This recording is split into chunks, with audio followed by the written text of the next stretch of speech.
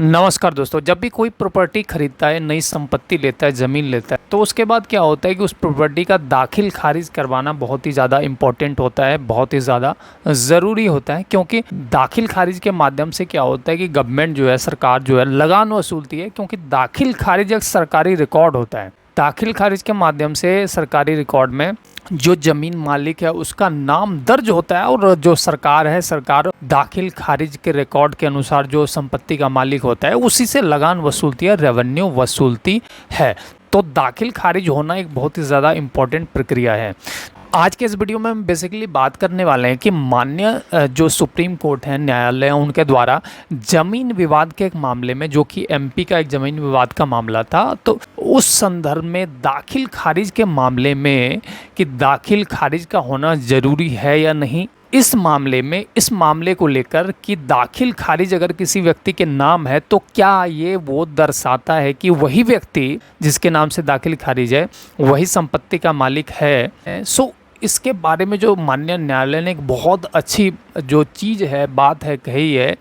इसी के बारे में इस वीडियो में हम जानने वाले हैं, इसको समझने वाले हैं, क्योंकि ये बहुत ही इम्पोर्टेंट है। इससे आपको ये समझ में आ जाएगा कि दाखिल खारिज होना ज़मीन का क्या ज़रूरी है। अगर दाखिल खारिज नहीं होता है तो क्या उससे कोई प्रॉब्लम हो सकती है, और क्या दाखिल खारिज होना ही सब कुछ है ज़मीन का। तो इसके बारे में आपको पूरी क्लैरिटी मिल जाएगी, आपको इस मामले में पूरी जानकारी, इन्फॉर्मेशन मिल जाएगी। इसी के बारे में इस वीडियो में हम जानने वाले हैं, इसको समझने वाले हैं। तो वीडियो बहुत ही ज़्यादा इन्फॉर्मेटिव होने वाला है, तो वीडियो को पूरा ज़रूर देखें, जिससे कि पूरी जानकारी आपको समझ में आ जाए अच्छे तरीके से, और आप भी इसका कहीं ना कहीं अपने लाइफ में फ़ायदा उठा पाएँ। अब हम बिना टाइम वेस्ट किए मेन टॉपिक पे बात करते हैं। तो जैसे कि मैं आपको बताना चाहूँगा कि जब भी कोई व्यक्ति एक ज़मीन संपत्ति खरीदता है तो पहले तो सेल डीड उसमें जो है बनवाया जाता है, सेल डीड का पेपर बनवाया जाता है। उसके बाद जो ज़मीन का दाखिल खारिज है, दाखिल खारिज करवाया जाता है। बहुत लोग दाखिल खारिज नहीं भी करवाते हैं, अवेयरनेस के कारण या फिर किसी अन्य कारण, क्योंकि कई बार क्या होता है कि व्यक्ति दाखिल खारिज के लिए आवेदन करता है बट उसका आवेदन रिजेक्ट हो जाता है। कई बार ऐसे केसेस होते हैं, उसमें अलग अलग रीजंस हो सकते हैं, अलग अलग कारण हो सकते हैं क्यों दाखिल खारिज रिजेक्ट हुआ है, आवेदन रिजेक्ट हुआ है।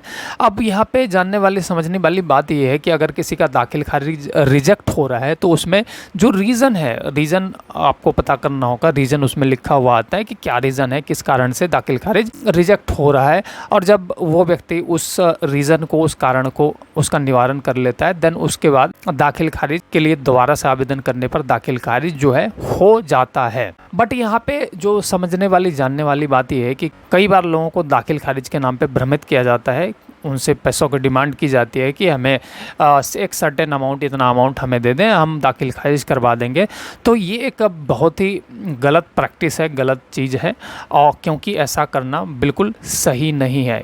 दाखिल खारिज नॉर्मल तरीके से भी आप करवा सकते हैं, जो प्रोसेस है उस प्रक्रिया के तहत दाखिल खारिज करवाया जा सकता है। बट इस वीडियो में आज हम जानने वाले हैं कि जो मान्य न्यायालय है, मान्य न्यायालय के द्वारा, मान्य सुप्रीम कोर्ट के द्वारा जो ज़मीन विवाद के एक मामले में जो बातें कही गई है कि दाखिल खारिज किसी भी संपत्ति का सिर्फ दाखिल खारिज होना ही ये साबित नहीं करता है कि वो पूरी तरीके से वो उस ज़मीन का मालिक है। क्योंकि कई बार क्या होता है कि कोई व्यक्ति किसी पर्सन से ज़मीन लेता है, ज़मीन खरीद लेता है, सेल डीड बन जाता है, बट वो व्यक्ति जो ज़मीन खरीदता है वो ज़मीन का दाखिल खारिज नहीं करवाता है, अवेयरनेस के कारण या किसी अन्य कारण दाखिल खारिज नहीं करवाता है। तो यहाँ पे जो चीज़ें हैं, जो डिस्प्यूट हैं, ऐसे जो डिस्प्यूट हैं, मामले हैं, जो सिविल न्यायालय में जब जाते हैं तो ये सारी चीज़ें देखी जाती है कि एक्चुअल में वो ज़मीन, सिर्फ ये नहीं देखा जाता है कि दाखिल खारिज किसके नाम से है, वो वहाँ पे सारी चीज़ें देखी जाती है।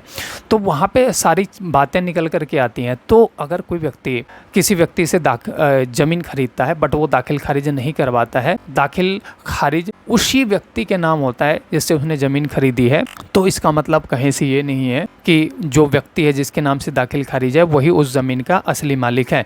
क्योंकि उस व्यक्ति ने तो, जो दूसरा व्यक्ति है, उसको ज़मीन ऑलरेडी बेच दिया है, और जब ज़मीन बेच दिया है तो ज़मीन जिस व्यक्ति को बेची है उसी व्यक्ति का है।